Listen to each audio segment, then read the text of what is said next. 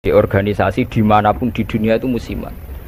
Jadi makanya saya berharap penyebutan nama ini murni tamsil ya. Jadi jamaah di sini jangan salah paham saya mengvonis atau menghukumi satu yang disebut sa'il, yang disebut penanya, karena organisasi itu kan apa?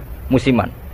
Misalnya di Mesir bisanya Ikhwan, kalau di Irak bisa Partai Ba'ath, di Indonesia bisa Golkar, bisa HTI, bisa NU. Makanya saya katakan organisasi itu apa? Musiman. Jadi yang saya tanyakan kayak HTI itu tentang niat ingin mempersatukan umat Islam sedunia. Saya pikir semua umat Islam tiap kiai masih pas tukaran lah ya tetap muni wa'tasimu bihablillahi jami'a wala tafar. Kiai PKB nak pidato, kiai saiki do pecah. Orang lakoni wa'tasimu bihablillahi jami'an wala tafar. Sama HTI juga gitu. Dengan dia bikin organisasi sendiri, tidak mau ikut NU atau Muhammadiyah, bukti dia sendiri bikin perpecahan kan. Kalau dia hati legowo ngapain tidak milih yang sudah ada dan berjalan? Karena bikin organisasi baru itu sekedar diterima itu sak penggawean. Gamane cara Jawa krungu liyane NU mbek Muhammadiyah wis jinjo. Wis napa? Jinjo, mergo gak populer. Kurang hebatnya FPI. FPI itu dipimpin oleh seorang Habib yang misinya jelas nahi mungkar. Itu di Jakarta juga ada kuat besar. Kalau niat baik semua umat Islam sedunia punya niat baik semua. Tapi pada level teknis atau kefiyah apa mungkin? Paling banter sebatas niat. Lho nggih sampean saiki penggali. Di Indonesia menurut kula pribadi. Kula nu cocok ra cocok, cara ditakoki pangeran, hak kowe organisasi mopo? Kula hanya milih di antara dua, NU atau Muhammadiyah. Untuk konteks Indonesia loh. Karena secara umum Rasulullah ngendikan bahwa kamu harus mengikuti al-jamaah. Fa inna yadawahi ma'al jamaah. Karena bikin yang baru-baru ini malah bingung kan. Setiap orang karena punya klaim fahamnya sendiri kemudian bikin ada HTI, ada jamaah tabligh, ada DI. Itu semua kan karena dari kekecewaan-kekecewaan itu. Tiap kecewa enggak? Nanti pengajian tafsir ya gitu. Makanya saya pakai Jalalain. Lain-lain itu sudah ada pakai Jalalain. Kajian gini di UGM, di ZUI, di UI itu sudah pakai Quran langsung. Ya ini kayak MTA itu Majelis Tafsir Al-Quran itu. Ya fahamnya macam-macam. Wong MTA teng Solo niku konten sing darani asu itu tidak apa-apa anjing. Karena di Quran yang diharamkan hanya celeng. Jadi sampean jangan terjebak. Sampean sebagai orang modern jangan terjebak. Kalau niat itu baik semua. Tapi ketika muninggo mempersatukan umat Islam dengan dia bikin organisasi sendiri dengan nama sendiri, gue nambahi jumlah perpecah. Lo enggak toh, misalnya organisasi ada Muhammadiyah, berarti percaya mau loro toh? Gara-gara sampean gawe dhewe percaya telu toh? Enggak kecewane gawe percaya papat toh? Aduh tetep loro ae, suatu saat rukun gampang wong loro ae. Wong saiki Hasyim Muzadi mbek Den Samsudin rukune ra karuan. Mergo Den ya anake Kiai NU, Den raine rai NU. Nah, cuma organisasine Muhammadiyah. Ayo kan tahlilan juara Den, bapake tukang tahlil. Bapake Den tukang tahlil. Lah wong Den iki sal nyucup wong sekretaris MUI riyen sekjen MUI. Bapake NU juga. Mulane pas Den riyen tukaran mbek Amin Rais dari Gus Dur. Din kita asline, maksudnya kita asline NU terus ketok. Ya tapi nak ono jamaah napa MTA wonten napa Hizbut Tahrir wonten macam-macam niku. Mulane cocok ra cocok rasa mutu. Nek ora cocok ya aja gawe organisasi dhewe. Itu malah wae.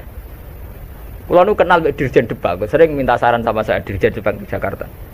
Pak, saya ini pusing jadi Dirjen Depak. Ya saya ini kandidat menteri kalau saya jadi menteri doakan jadi menteri. Lalu apa Pak setelah sampai jadi menteri? Ya petakok Pak ngadepi aliran-aliran. Sing tercatat tuh piro ning Depak 215 aliran teng Islam piro. Pinten 200. Pondok salafe gayane dhewe-dhewe kowe nyatet carane sendakep wong NU pirang-pirang. Ya tarekah ning Indonesia piro? Mulai Naksabandi, Qadari, Tijani, engko aliran Wahidiyah, Ahmadiyah, buah entek utekem wis wiridane ngoten carane gedhek-gedhek ana ilmune. Dadi nak nganan niku pas tok jantung, mendiluk pas jantung gedhek-gedhek nak kliru ae. Makanya kalau niat semua orang itu baik. Tentu kabeh kiai sing tukaran ta, kiai saiki ora gelem rukun ngene. Sing muni ngono ya ora rukun dhewe piye zaman akhir. Lalu tentang demokrasi mohon kula wingi jawab. Demokrasi itu kan sesuatu yang tidak pernah ada. Ada orang Amerika piyambak. Di Amerika demokrasi apa? Partai hanya ada dua. Apa kayak partai liya ya serai? Reso. Di Amerika itu hanya ada Republik dan Demokrat.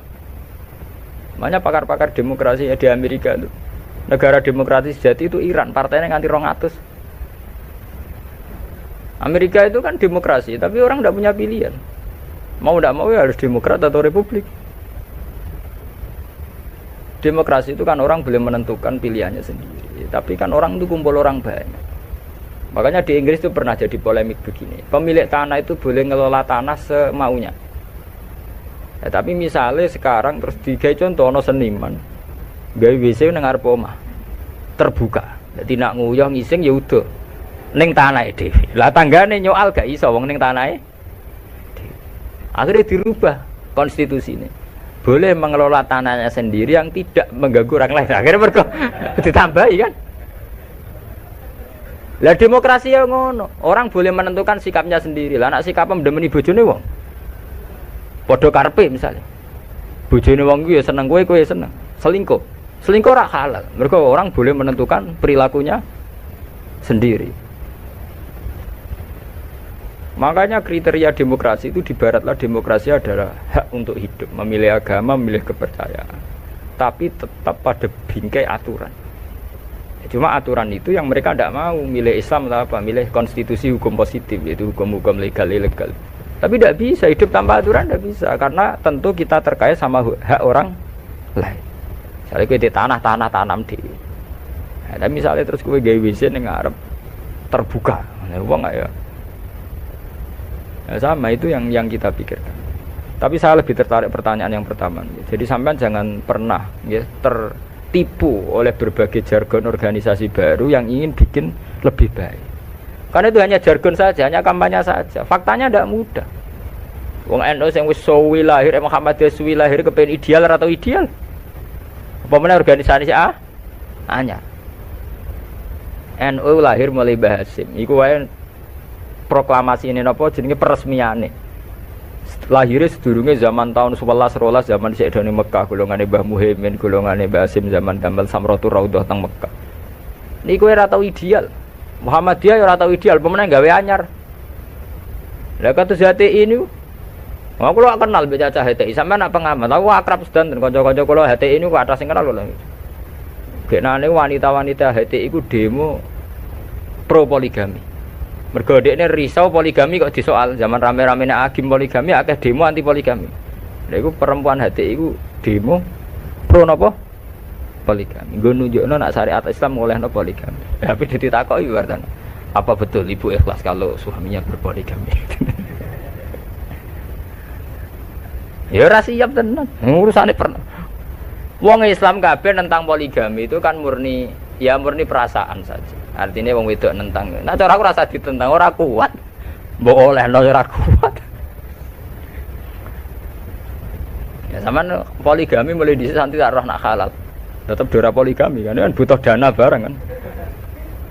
Butuh dana rasa dilarang enggak. Yang jelas ngoten nggih. Organisasi itu masalah musiman. Di Mesir itu karena kecewa dengan partai pemerintah juga ada Ikhwanul Muslimin. Nanti di Mekah juga sekarang mulai banyak organisasi kepercayaan itu mulai kuat. Jadi Arab sendiri juga banyak perpecahan. Indonesia nggih sama. Nggih to riyen wonten PSI, Serikat Dagang Indonesia. Riyen sederenge SI Serikat Islam niku riyen Serikat Dagang. Karena dulu Hasakro Aminoto mendirikan itu untuk melawan Cina-Cina kok juga. Jadi Solo sama Jogja dikuasai Cina perdagangan. Islam keok. Terus beliau kerja sama tokoh-tokoh badik supaya badik dikuasai Islam. Sehingga dulu berdirinya itu Serikat Dagang. Makanya saya itu sering mati khai Hasakro Aminoto. Beliau karena punya kompeten izzatil Islam, itu terus dagangnya dibuang, hanya SI, Serikat Islam. Nah, itu sampai beliau diruangi mek mantu Pak Karno. Pak Karno itu makanya terima kasih sekali sama Hasakro Aminoto. Beliau itu yang nempa mental ketokohan, tahu mantune Kiai Soekarno. Cara ora PKI itu ulen. Fahamis komunis. Beliau itu kan terima paham komunis. Beliau itu muslim tapi menerima paham komunis. Sampai sempat bikin negara sing jenenge napa nasa. Itu dalihnya ingin ke persatuan. Makanya sampean ingat saat Soekarno bikin Nasakom, dalihnya juga persatuan. Karena bagaimana mungkin sebuah negara dengan pemilih sekian juta kok kita hapus?